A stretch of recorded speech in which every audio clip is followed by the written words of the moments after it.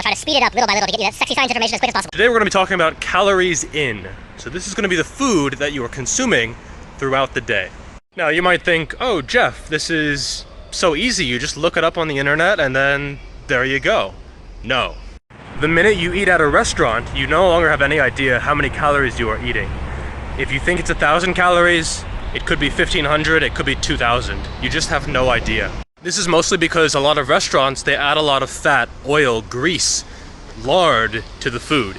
This is primarily to make it taste better. This doesn't mean the restaurant is trying to make you fat. It just means they are trying to make money. If you don't go to the restaurant, they're not going to make money. If you don't recommend it to your friends, they're not going to make money. If the food doesn't taste good, they're not going to make money. So for them to put oil and all this fat into the food, it's just a business decision, nothing else. Unfortunately, this means that if you eat at a restaurant, you could be eating double the calories than if you prepared it yourself. In fact, studies have shown repeatedly that if you think you're eating 1,000 calories, you could be eating 2,000 or more. And this is particularly true of obese and overweight people. And this is true even if you look it up online. Like if you go to a chain restaurant and you look up, oh, their burrito, how many calories does it have? That could be off by like 30% or more. And that's probably the size of your deficit. So you think you're losing weight, you're not losing weight. It could be because that Chipotle guy was like, have some more mayo. He thinks he's being nice, but he's adding like 500 calories to your damn burrito. Another one is packaged and processed foods. So these can actually be off by 20% legally in the United States. So if it says 100 calories, it could be 80, it could be 120. That's a 40% difference. And again, that's at least the size of your deficit. So if you're eating a lot of packaged foods, in reality, you have no idea what you're actually eating in terms of calories. Actually, funny, the FDA doesn't even enforce its own laws. So they don't actually check to make sure the calories are correct. They rely on the big food companies to check themselves. How big of a joke is that? They're relying on these companies that are making America and the world fat and sick to police themselves and make sure the calories are accurate? What a complete joke. I mean, it was only like 10 years ago that the great financial crisis happened. We cannot rely on corporations to police themselves. The government really needs to step up here and make sure that these calories are accurate. Another interesting one is that if the calories in a serving size are below 5, then it counts as 0. And if you have a bunch of servings in a package, you can count each of those servings as 0. So a pack of gum could have 0 calories on the label, but in reality it might have 40 or 50 or 60 calories, just because every serving size, those 4 calories add up. Because the food companies, they know this. They know if they put 4 calories, then they can do whatever they want. Another factor is that the food calories aren't actually based in reality. They are a prediction, they're an estimation. One good example is that almonds recently were magically discovered to have 20% fewer calories than before. Another factor is the serving size. A serving size of Oreos is like 2 cookies. Have you ever had 2 Oreos and then been like, there we go, that's it, no more for me, that's what the FDA says? No, you eat the whole frickin' pack. If it's there, you eat it. I really should not make these videos when I'm hungry. Another huge effect is that different foods have different effects on the body. This might seem really obvious, but it's something ignored by the IIFYM crowd. A chicken breast is not going to have the same effect as a Pop-Tart, which is not going to have the same effect as a gallon of oil.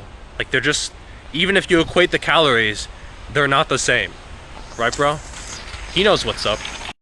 Partially, this is because of the thermic effect of food. Protein is not the same as carbs, which is not the same as fats, but there's also micronutrients and other stuff, like fiber, water, satiety, phytonutrients. Furthermore, hormones have a huge impact on where the calories are going, how many calories you're going to take in, if you're hungry, if you're not hungry. I'm really not one of those people who is like, insulin is making you fat. It's the calories that are making you fat. But we should also be aware that different foods have a very different effect on our bodies. For example, they did a study in the US in a high school, and 99% of high schoolers were not getting enough fiber. And this can have a huge impact on your gut bacteria, which has a huge impact on your mental health, on your entire physical health, and really your entire life. Even something like fructose and glucose, they look very similar in terms of chemical structure, but in reality they're processed very differently by the body, and one will make you much fatter than the other. So all of this means together that you don't really have a clear picture of how many calories you are consuming for at least 90% of people who attempt to count calories. If you cook all of your own food and you weigh it and you measure it and you are very structured in your approach, you can get a decent idea of how many calories you are consuming. Now, in spite of all of this, I actually still think that counting calories has value because it allows you to mentally attach a number to a food and you can compare choices. You can say, oh, this yogurt has 150 calories, look how small it is, maybe that's not a good choice. I'd rather go for something that's more satiating and fills me up. You just have to be aware of the limitations of counting calories. If your calories out is 2,600, that could be way off.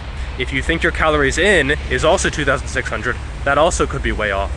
So it's important to track your progress. It's important to look at the scale on a regular basis to find out if you are gaining or losing. Because I can guarantee 3 things. First, thermodynamics is not broken.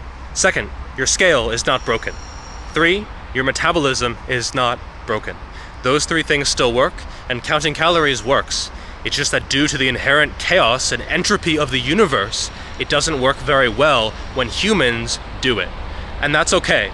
You just have to realize that it's not perfect, that you are not perfect, that you need to use other measurements in order to make it to your goals. If you're off by 100 calories per day, which is a tablespoon of oil, you will gain 10 pounds in a year. 10 pounds. So you cannot rely on a number because you're not sure about either side of the equation. To a certain extent, you have to self-regulate. You have to be able to maintain or gain or lose based on not only the amount of calories that you're eating. And the best way to do this is to weigh yourself on a very regular basis. Finally, someone asked me about the mask. They said it's very impersonal. I don't want to wear this. I have to wear this. Everyone here is wearing them. It's the law. It has to be done. Another thing is that someone said I speak very slowly. That's mostly because I was an English teacher in China for 6 or 7 years, so that's just how I speak naturally now. But I'll try to speed it up little by little to get you that sexy science information as quick as possible. Alright, that is all for today. Make sure to like the video and subscribe to the channel, and I will see you next time.